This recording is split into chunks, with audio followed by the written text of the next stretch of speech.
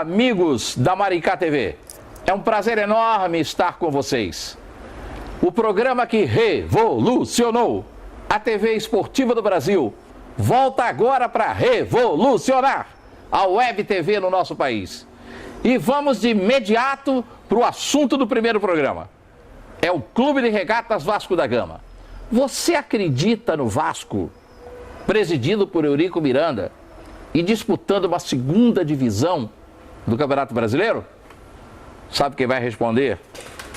Agora, aqui, é um dos nomes mais respeitados da política do Vasco da Gama, do universo vascaíno, Antônio Miguel Fernandes, ex-presidente do Conselho Regional de Contabilidade e um grande vascaíno. Antônio Miguel, prazer enorme tê-lo aqui. Você sabe o carinho que eu tenho por você em especial, por todo o seu grupo de trabalho, no primeiro programa de Olho Vivo no Camisa 9, agora na Web TV, na Maricá TV. Prazer imenso tê-lo aqui, Antônio.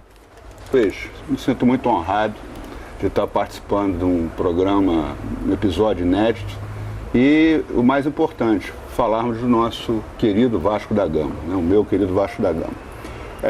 Eu entendo que, independente da pergunta objetiva que você fez, que é a questão de acreditar nesta atual gestão, né? Que é quase que uma eterna gestão, né? Porque saiu, voltou, e também o fato do Vasco estar na segunda divisão não atrapalha o meu sentimento de acreditar sempre no Vasco. Por que eu sempre acredito no Vasco? Que a despeito das pessoas que passam por lá, a marca é muito forte. O que tem que ser feito no tempo é que essas pessoas sejam substituídas por pessoas com maior capacidade, maior comprometimento, menores interesses pessoais, sejam por razão que seja, para que o Vasco possa voltar a ter o lugar que ele sempre teve no cenário brasileiro e no cenário internacional. O Vasco, ele é 4 vezes campeão brasileiro. O Vasco, eu que rodo o Brasil todo dando aula, o Vasco tem torcidas de Manaus até o Rio Grande do Sul. O Vasco tem torcidas organizadas. Existe hoje uma polêmica muito grande que tem a própria mídia e os próprios interesses empresariais, comerciais, tentam fazer com que o Corinthians, inclusive, seja o clube de maior torcida do país. Isso é uma falácia, porque se você rodar o Brasil, você vai ver que no Norte, no Nordeste, em Santa Catarina, em Minas Gerais, em Brasília, você vai ter torcidas do Vasco. O Vasco foi jogar com Boa Vista agora, no Espírito Santo, e o estádio estava uma maravilha. Eu até disse, o Campeonato Carioca, por força das circunstâncias, sobreviveu e reapareceu, quase que ressuscitou, porque é um campeonato que estava completamente morto. Ele quase que ressuscitou porque foi premido a sair do Rio de Janeiro, onde ele já não é mais atração, foi para outras praças e acabou sendo sucesso nas vezes que os grandes clubes do Rio foram jogar nessas praças. Claro, é isso mesmo. Agora, em relação à gestão do Eurico, Ângelo de Oliveira Miranda, ele está hoje purgando por aquilo que ele plantou há 20 anos atrás. Ele e o grupo dele.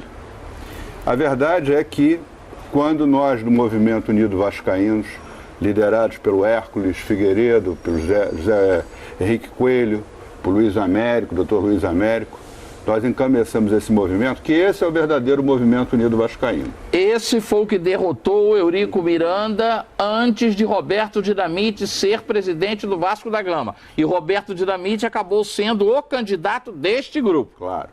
E o que aconteceu naquela oportunidade, quando nós vencemos aquela eleição por medida judicial? Foi mais ou menos o que aconteceu com a Revolução dos Cravos em Portugal.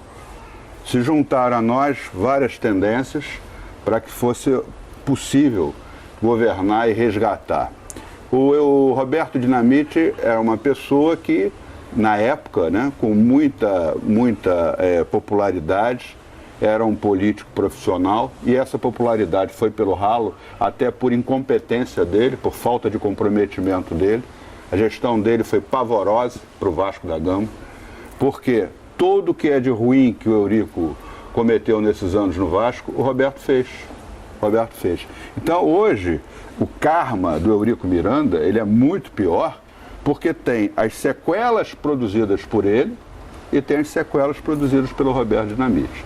E digo mais, não foi pior a gestão do Roberto Dinamite, porque tinha uma pessoa na presidência do Conselho Fiscal do Vasco, que era o Hércules Figueiredo, que, dentro das dificuldades, tentou tolher vários absurdos que aconteceram naquela gestão. O Hércules Figueiredo, que estará aqui daqui a 2 semanas conversando com você, vascaíno, com você, telespectador da Web TV Maricá TV.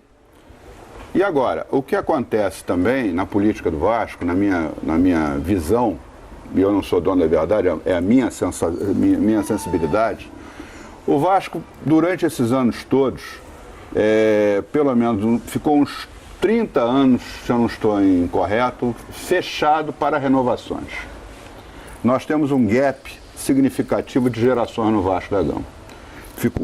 O Vasco ficou um clube muito fechado politicamente, de pouca renovação, e essa quebra aconteceu basicamente a partir do final da década de 90, início da década de 2000, e que começaram a aparecer personagens novos como eu, né? Que sou sócio do Vasco há 30 anos, mas participo da política do Vasco desde 96. Então são 20 anos.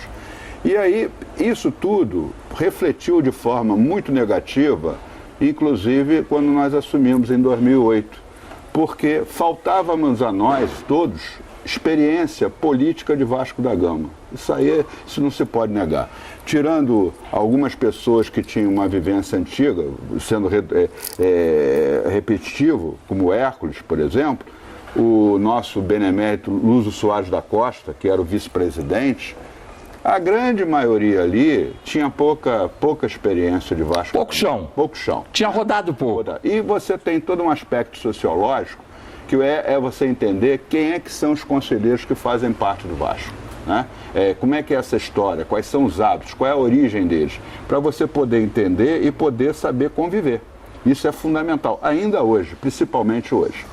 Agora, o Vasco da Gama, na questão administrativa financeira, eu vejo um problema que o Vasco está tendo muito grande em função do quê? Da própria situação econômica do país. Problema de não ter captação de recursos. Né? Surpreendentemente, que aí é a questão do calo apertar, tem havido até algumas ações mais inteligentes, muito mais humildes do que foi no passado, em função da situação. Eu diria que nós temos um futebol ainda muito caro, uma folha salarial muito cara. Esse time da primeira divisão que nós temos aqui é um time que eu acho bom se nós estivéssemos com 5 anos para trás, porque é um time velho, né? De bons jogadores, tá certo? Eu ia chegar nesse assunto porque, obviamente, não se pode deixar de falar no time de futebol. É a goiabada com queijo, é o que o torcedor, é o que o telespectador, é o que ele quer escutar. Você acredita que o Vasco vá ter alguma folga com esse time que, na minha opinião, é limitadíssimo e com um elenco hiperlimitado como o Vasco tem e duro, quebrado, sem dinheiro, para poder contratar um elenco à altura para chegar com autoridade e ganhar com a autoridade que o Vasco da Gama tem que demonstrar nessa Série B? Você acredita nisso? Eu acredito a partir do momento que haja inteligência e criatividade nas contratações. Da mesma maneira que o Vasco está quebrado, os outros também estão quebrados. Não, claro. Então, mas os outros estão na primeira, né? E ele está na segunda. Sim, mas eu creio que o Vasco vai passar para a primeira divisão no ano que vem. Apesar de que este campeonato agora será muito mais difícil do que todos os outros, porque o Vasco vai jogar provavelmente em 16, 17 estados.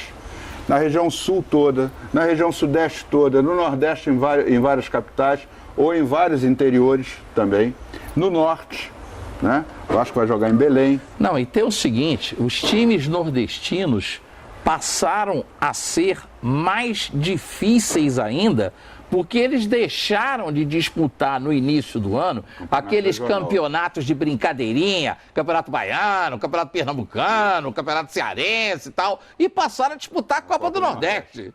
Então ele já vem numa rotatividade impressionante. E o Vasco, que não entrou na Primeira Liga, não entrou onde o Fluminense e o Flamengo entraram inteligentemente, o Vasco vem dessas brincadeiras aí, desses timinhos aí, com todo respeito. Eu tenho até muitos amigos distribuídos por todos eles, mas são times muito fracos. E numa época de crise ficam mais fracos ainda. É verdade. Pô.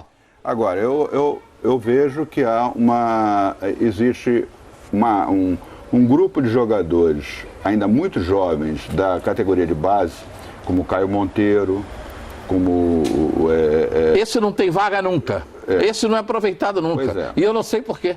Esse menino eu conheço dele. Atacante de primeira que não é aproveitado.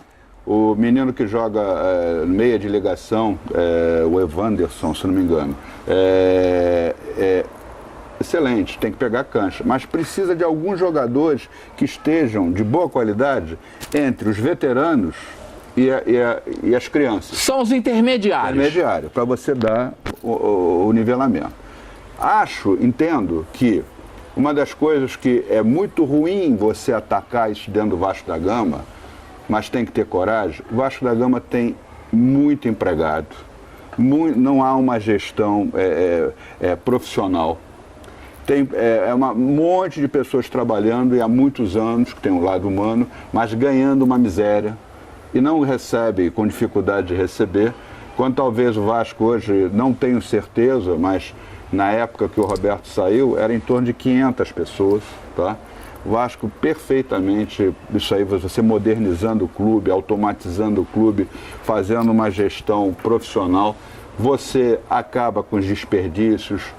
Eu sou do comitê de auditoria da SEDAI e passei o constrangimento de ficar... Ver o Vasco com a água cortada. Água cortada e tendo que pedir para intervir. E até o presidente foi lá e fez um acordo agora, né, para pagar. Então, certamente você tem uma situação, um patrimônio enorme, que você não tem um acompanhamento, tem desperdício, você tem desvios, como acontecia na época do Roberto, de materiais que as pessoas precisam comer, a verdade é essa. Então, você tem que rever todo o processo de gestão, você tem que readequar as suas receitas e, principalmente, o que foi, digamos, falado, inclusive pelo Hercos, na época, que é você fazer uma chamada de credores. Concurso de credor. Concurso de credores. Você tem que renegociar as dívidas, né? Mas, para isso, você tem que ter completa segurança do que você vai fazer e não ter proveitos pessoais, mas proveitos para o clube. Porque está todo mundo com a corda no pescoço, se há uma probabilidade de receber ou não daqui a 20 anos, é melhor receber 30%, 40% daquilo, que muitas das vezes está inflado, e o clube começar a respirar. Perfeito. Tá bom? Miguel, eu ficaria conversando aqui com você durante o dia inteiro, porque você é um compêndio a nível de Vasco e até mesmo e principalmente sobre a vida pública brasileira. Mas o nosso tempo está se esgotando. Foi uma honra tê-lo aqui no nosso programa. Você sabe o respeito, o carinho, a amizade que eu nutro por você. Agradeço sempre e eternamente agradecerei a maneira com que você sempre me tratou e gostaria que você enviasse a sua mensagem de encerramento do nosso programa, o primeiro desta série de Olho Vivo no Camisa 9 para os telespectadores da Maricá TV. Luiz Orlando, muito obrigado pela oportunidade, é uma oportunidade que vai ficar registrada no meu currículo emocional, tá certo? Lembrar aos torcedores do Vasco, eu tenho visto um desânimo muito grande, né? Uma falsa alegria por esses resultados no Campeonato Carioca. Lembre-se, o Clube do Regatas Vasco da Gama é, na verdade, praticamente uma religião não comparada à nossa religião própria, mas é uma religião e a religião nos aparece no nosso coração. Vasco é muito mais importante que qualquer um de nós e as pessoas que estão lá. Acreditem que esse umbral que o Vasco está passando, não é nem o inferno, né? O inferno não demora muito. Esse umbral que o Vasco está passando, todos nós vascaínos temos condições de trazê-lo ao paraíso. Muito obrigado. Este foi Antônio Miguel Fernandes, grande vascaíno, grande figura do Vasco, grande figura da vida pública, ex-presidente do Conselho Regional de Contabilidade, conversando com você, telespectador, amigo da Web TV Maricá TV. O nosso primeiro programa de Olho Vivo no Camisa 9 fica por aqui, mas nós, na próxima semana, já teremos um outro convidado e falaremos do Botafogo de Futebol e Regatas com Marcelo Guimarães, que foi candidato à presidência nas últimas eleições e que dirigiu o marketing do Botafogo e que tem muita coisa para falar para vocês.